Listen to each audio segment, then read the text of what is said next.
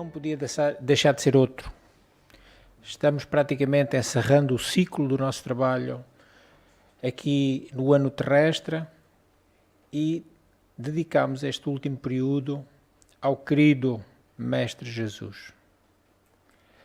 Sabemos que este mês de dezembro é muito especial. Como têm sido os anteriores e com certeza como serão todos os próximos.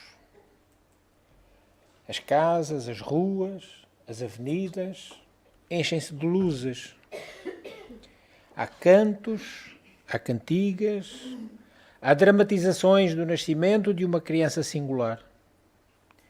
E isso se vem repetindo nas escolas, nas igrejas, nas mais variadas associações. Tudo feito em nome de um menino que sensibilizou corações e que cada qual de nós deve procurar que este período natalício seja um período bom de paz e tranquilidade. É um período em que irrompem emoções e ante tanta sensibilidade que desfila ao longo destes dias, interroguemos. Quem é essa criança? Quem é essa criança cujo nascimento é evocado mesmo após decorridos mais de 20 séculos da sua morte? Se afinal apenas costumamos comemorar o aniversário na Terra daqueles que estão conosco e depois que eles realizam a grande viagem rumo ao invisível, nós deixamos de comemorar essas datas. Porque ninguém pensa em realizar a festa de aniversário para aquele que já foi. Mas com Jesus é diferente. Passaram-se mais de 2000 anos e continuamos celebrando. Todavia, há um detalhe muito curioso. No dia em que se comemora o aniversário dessa criança, quem recebe os presentes são os que promovem a festa. E assim numa alegre troca de embrulhos, lembranças e mimos para aqueles que promovem a festa. Ninguém se lembra de agraciar com ofrendas o homenageado. Mesmo assim, um espírito tão grande quanto o do Cristo continua atravessando os séculos e prossegue guiando as criaturas que somos nós. Foi tal a revolução que promoveu no espírito humano que a Terra o vem recordando ano após ano. E a sua revolução não utilizou armas. Não utilizou armas de fogo, de ferro ou aço. Foram, no entanto, as mais invencíveis armas utilizadas até hoje. As do amor e da bondade. Desde o nascimento, exemplificou sempre o melhor.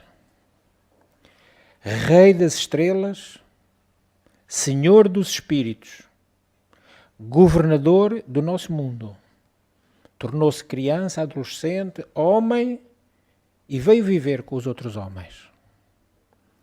Demonstrando através de pouco mais de 3 décadas que não importam as circunstâncias que nos rodeiem, pois quem desejar ser bom, pode ser. Viveu no período que a política romana comandava o mundo, em que a hipocrisia farisaica imperava, e, no entanto, manteve-se puro. Ensinou a humildade ao nascer num berço de palha. Representou sempre a lição do trabalho na carpintaria de seu pai. Ele, que moldara junto com o Pai Supremo, Deus, as formas da terra, o mundo que nós habitamos, não se envergonhou de vir dar formas à madeira e transformá-la em bancos, mesas, utensílios domésticos e outros utensílios. Senhor e Mestre, em cada momento da sua vida, ensinou pelo exemplo, testemunhando que o bem vence o mal e que a luz sempre vencerá a treva. Já dissemos, são passados mais de 2000 anos, desde a sua vinda à Terra. Quando é que nós decidiremos seguir-lhe a excelsa doutrina? Aquela que conjuga o verbo amar e que utiliza os substantivos doação, renúncia, abnegação. Dizemos que Jesus é nosso modelo e guia. Por isso mesmo, nenhum de nós deve ignorar o seu convite. Em nenhum momento, a conduta do nosso Mestre Jesus abandonou as linhas do dever e do amor sem limites, motivando que alguns contemporâneos seus dessem a vida em seu louvor. É um episódio muito curioso e muito desconhecido, mas é um episódio que tem um valor transcendental. Houve, em tempos passados, uma localidade denominada Sebastes. Sebastes em grego significa Augusto. E esta cidade tinha sido reconstruída por Herodes e, para homenagear o imperador de Roma, lhe deu o nome de Sebastes ou Augusto. Esta cidade situava-se entre a Judeia e a Síria, portanto bem a norte da Palestina. E foi ali que 40 legionários da 12ª Legião Romana, a Illuminata, ou a Legião Iluminada, deram a sua vida por amor à verdade. Presos por professarem o cristianismo, os 40 jovens marcharam saindo da cidade, escoltados por outros tantos soldados. À frente desenhava-se um lago de águas tristes e frias. O sol, naquele fim de tarde, já se afundava na direção do poente e o vento soprava gelado. Os tambores militares soavam, ditando o rumo da marcha, também o seu ritmo. E os prisioneiros, a pouco e pouco, foram entrando no lago. Um passo, 2 passos, 3, 10, 20. E os pés foram agitando a água e eles entraram cada vez mais. Só ficaram as cabeças descobertas fora d'água. Os superiores daqueles legionários haviam-lhes decretado uma terrível forma de morrer. Ali parados, impassíveis e silenciosos, iriam morrer enregelados. Caíam já as luzes do crepúsculo e, deixando, ao retirarem-se as últimas luzes, que a noite se apresentasse com o seu cortejo de estrelas, ali ao redor do lago, nas margens, familiares e amigos oravam em silêncio. E silenciosos permaneciam os jovens dentro de água. Então, em nome de César, falou um oficial.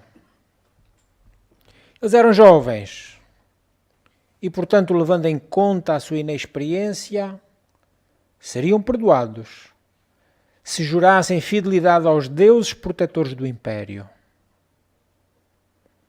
Seria tudo muito simples. Bastaria queimarem algumas ervas perante o improvisado altar a Júpiter olímpico, erigido na margem. Dentro do lago, nem um único movimento. O ar foi-se fazendo mais frio e uma névoa úmida começou a erguer-se das águas, envolvendo aquelas 40 cabeças. Os guardas, na margem, acendiam fogueiras, esfregavam as mãos, andavam para trás e para a frente para se aquecerem. Mas os 40 jovens legionários permaneciam imóveis. Então, eles começaram a cantar. o mais forte que o vento. E aquele hino ergueu-se como um grito vitorioso. Era como uma cascata de esperança feita de fé, ternura e ao mesmo tempo renúncia à própria vida. Também oraram em coro, com uma fé surpreendente.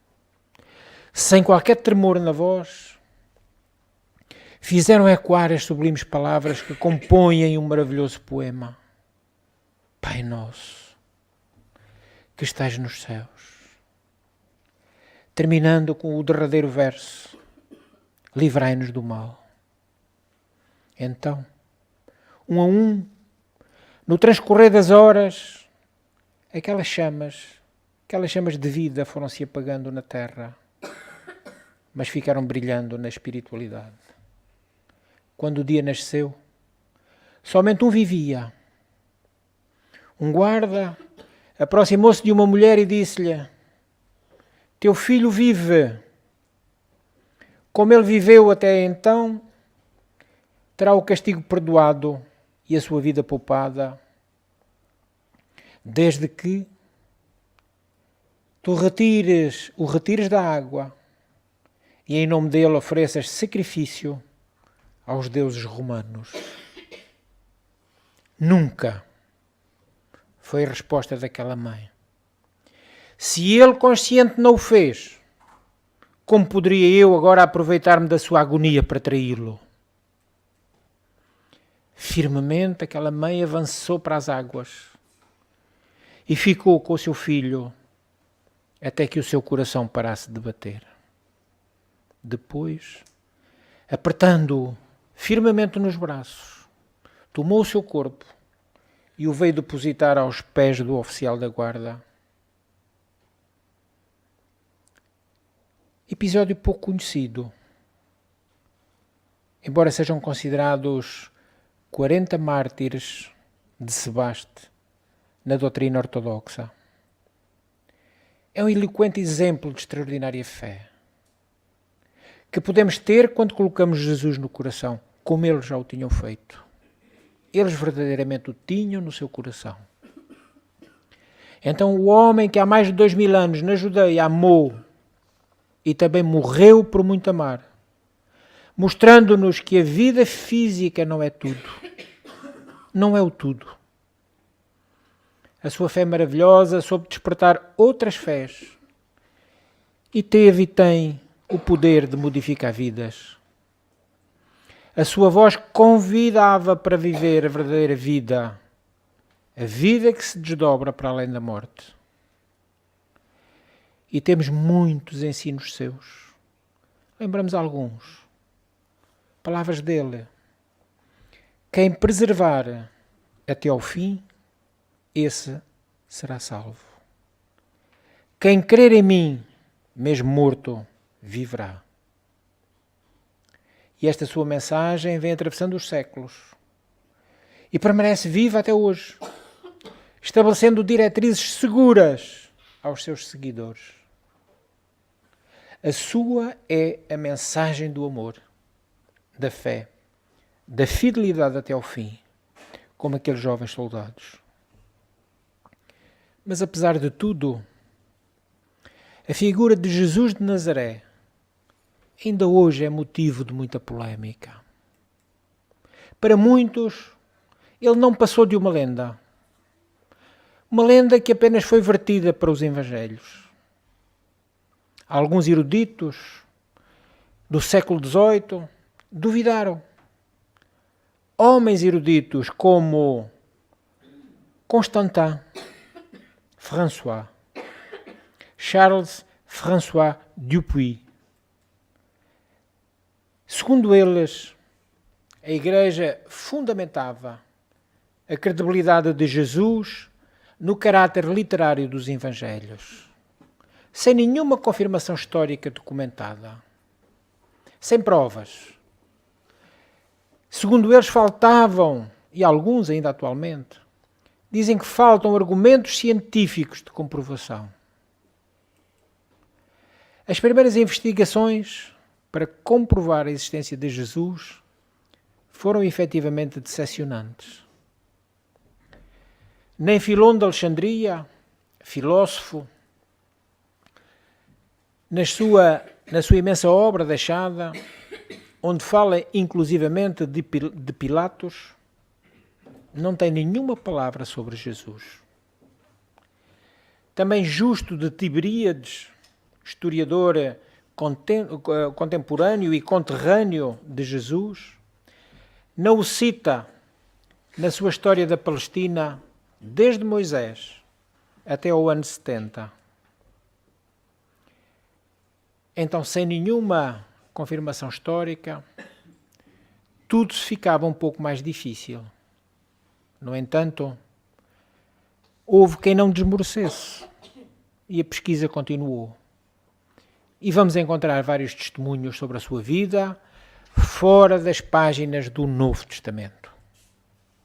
O mais antigo de todos remonta aos anos 93 e 94 e encontra-se num livro extraordinário, Antiguidades Judaicas, da autoria de um famoso historiador chamado Flávio Josefo, que apesar de nome latino, era judeu.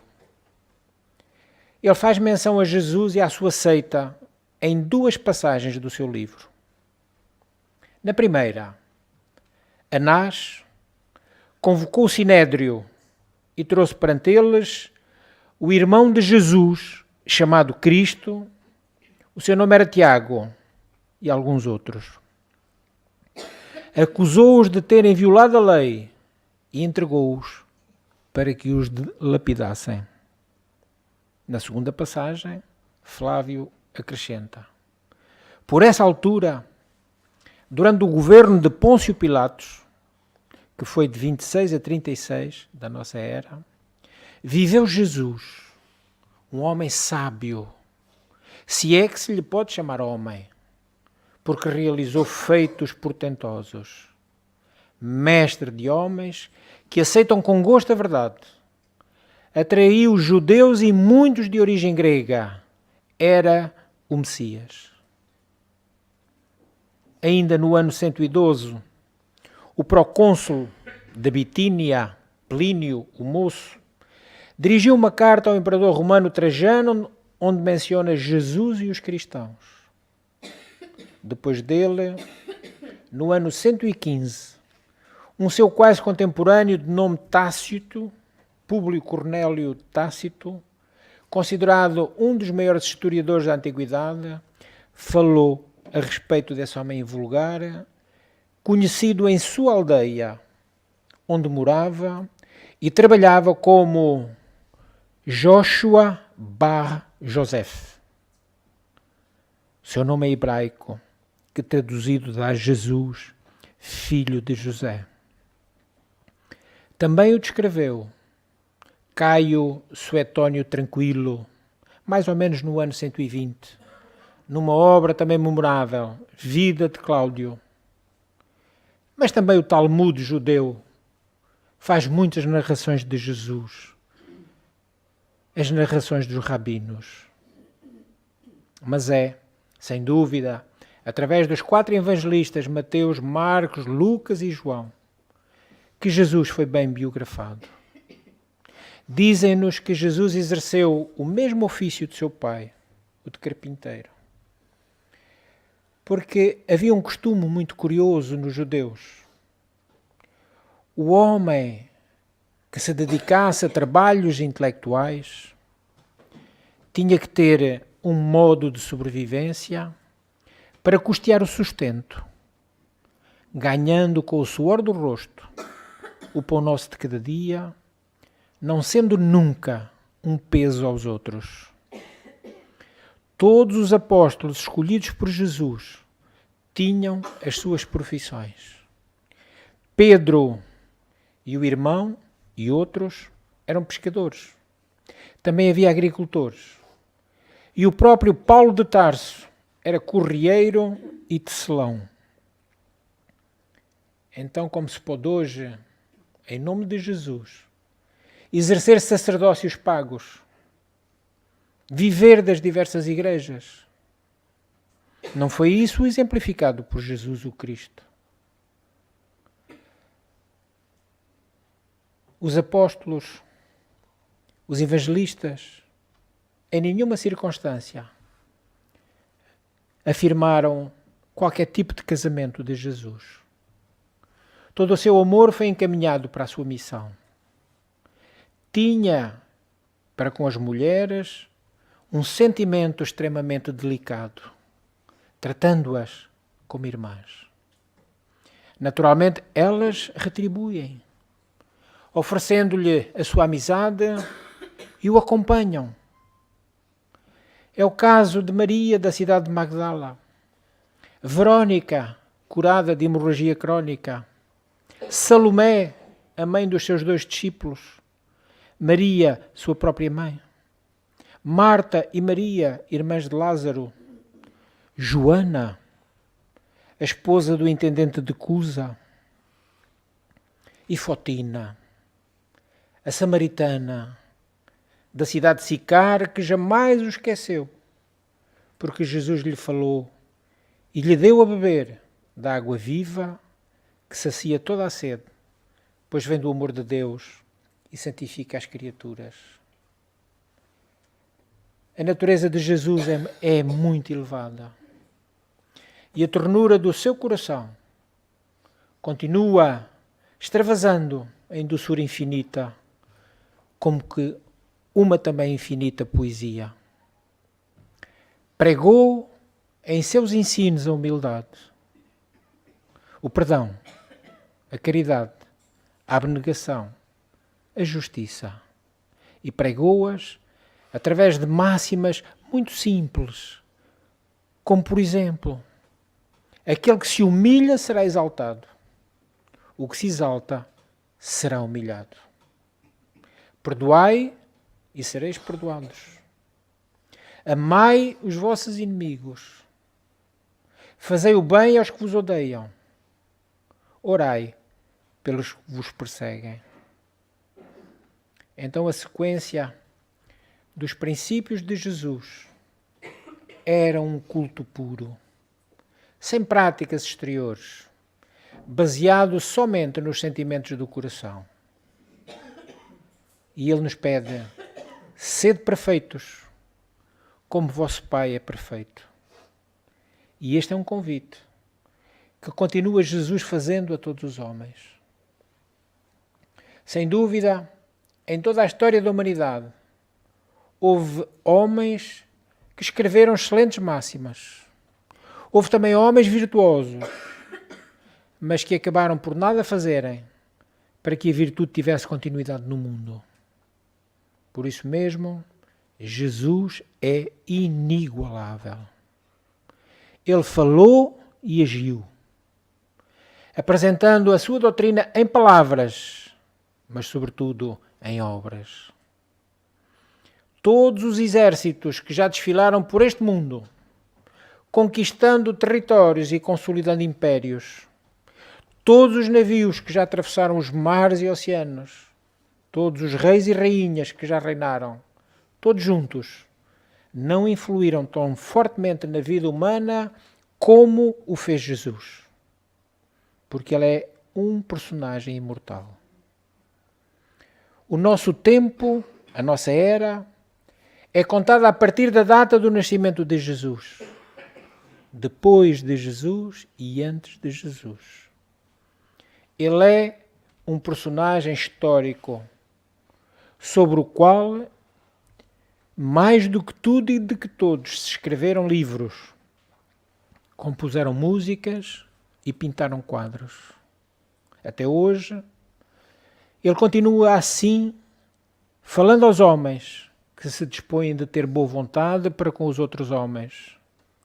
Boa vontade para doar-se, para servir, para amar. E este é o sentido do verdadeiro Natal.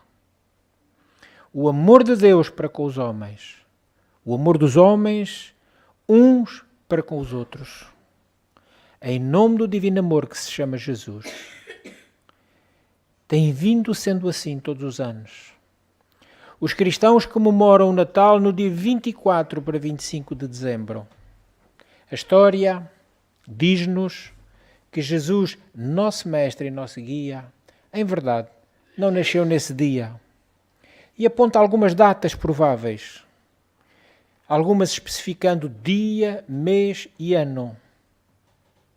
Podíamos perguntar, afinal, quando realmente terá nascido Jesus e onde? Será que nasceu em Nazaré ou em Belém? Se perguntarmos a Francisco de Assis o que ele sabe a respeito do nascimento de Jesus, ele nos responderá: Jesus nasceu no dia em que eu, na Praça de Assis, entreguei minha bolsa, minhas roupas e até meu nome para poder segui-lo, pois sabia que ele é a fonte inesgotável do amor. Se indagarmos ao apóstolo Pedro, quando se deu o nascimento de Jesus, ele nos dirá: Jesus nasceu no pátio do palácio de Caifás, na noite em que o galo cantou pela terceira vez, no momento em que eu negava outra vez o meu mestre. Foi nesse instante que minha consciência despertou para a verdadeira vida. Se questionarmos a Joana de Cusa sobre onde e quando nasceu Jesus, ela nos falará. Jesus nasceu no dia em que, amarrado ao poste do circo em Roma, ouviu o povo gritar: nega, nega, renuncia a ele. E o soldado com a tocha acesa dizendo: o teu Cristo apenas te ensinou a morrer? Nesse instante em que senti o fogo subir pelo meu corpo e eu pude, com certeza e sinceridade, responder: não me ensinou só isso. Ele também me ensinou a te amar. Foi então que para mim nasceu Jesus. Se interrogarmos Lázaro, onde e quando nasceu Jesus, a sua resposta será, de certeza: Jesus nasceu em Betânia na tarde em que me visitou o túmulo e ordenou-me: Lázaro, levanta-te e vem para fora. Nesse momento eu compreendi quem ele era e ele nasceu em mim. Mas o doutor da lei, Saulo, transformado em Paulo de Tarso, nos afirmará: Jesus nasceu na estrada de Damasco, em pleno meio-dia, quando a luz que o envolvia me cegou e ouvi a sua voz: Saulo, Saulo, por que me persegues? Foi aí que eu passei a ver um mundo novo e lhe disse: Senhor, que queres que eu faça? E finalmente, Maria de Nazaré, chamada Míriam, cujo nome tem um significado extraordinário. Míriam significa beleza, poder, iluminação.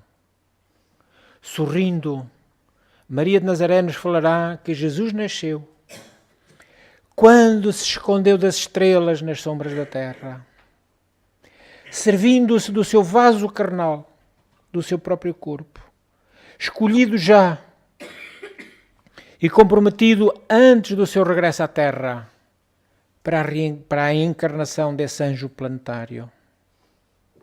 E ela dirá que quando o segurou pela primeira vez nos braços e sentiu que ali se cumpria a promessa de um novo tempo, aquele menino enviado por Deus vinha para ensinar aos homens, seus irmãos, a lei maior do amor. Então, se já nos permitimos, se já somos banhados pelas claridades do Evangelho, permitamos também nós que Jesus nasça em nossos corações. E isso, eu vos garanto, é muito mais importante que datas. Deixemos que as suas vibrações nos cheguem ao espírito e espalhem o perfume da sua presença na senda por onde avançamos na busca da nossa vida. Refaçamos mentalmente o caminho que já percorremos, sobretudo desde que a sinfonia da Boa Nova nos alcançou, desde que o Evangelho já é companhia nossa. Façamos a proposta para viver a mensagem do Mestre, que é nosso modelo e guia, Jesus. E será aí então que Ele finalmente nascerá em nós e será Natal. Que Ele nos abençoe.